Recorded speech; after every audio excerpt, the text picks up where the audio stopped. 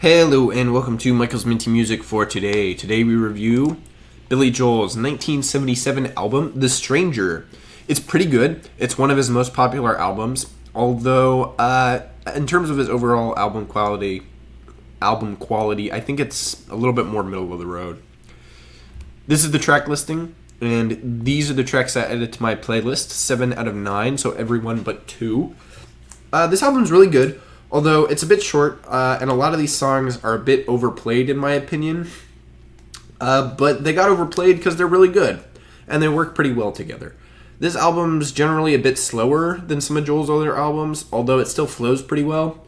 Despite the fact that, most of the songs are pretty slow, the album never drags. The upbeat songs are perfectly placed to avoid sort of boredom. Side 1, definitely better than Side 2, although Side 2 is still pretty interesting. Side 1 just has better songs. Side 2 has some good ones, but also some less great ones. And Side 1 really doesn't have any songs that aren't great.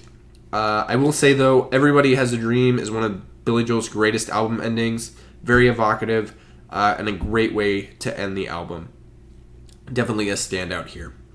The overall genre is sort of a slow pop rock. Lots of ballads on piano and interesting guitar bits to go with. A bit of innovation here, but really, the songs are too committed to the classic rock sound to sound sort of innovative, even for the 70s. There were no singles released before the album, but a lot of these tracks got on the radio. A lot of airtime here. Particularly Moving Out, Just the Way You Are, Scenes from an Italian Restaurant, and Only the Good Die Young are some of his more well-known songs from Billy Joel.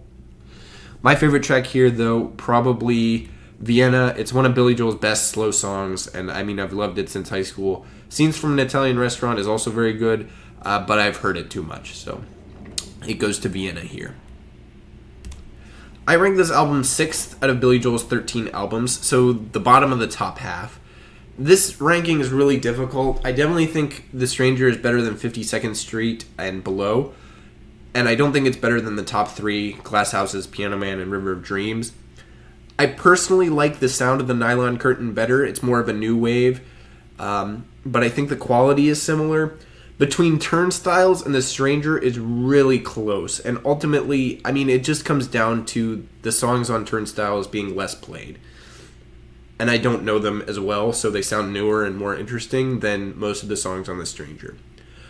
Plus, I think the New York vibe of Turnstiles works better than the more sort of generic urban vibe of The Stranger, but it's really close. Both of these albums are really close in quality and flow and just everything. But in any case, this album doesn't take my top spot from 1977. That goes to Queen's The News of the World, which has basically the same advantages as Turnstiles. I think I just like the sound slightly more. This spot's really tight, though. There are definitely days where I like The Stranger more than News of the World, but more days than not, I'm going to go with News of the World here. Next up is Blondie's 1977 album, Plastic Letters. This album barely released in 1977. The US and UK versions came out in early 1978, but the Japanese version came out in December 1977. So I'm going to go with that date for the official date in my book. So stay tuned for that, and as always, stay minty.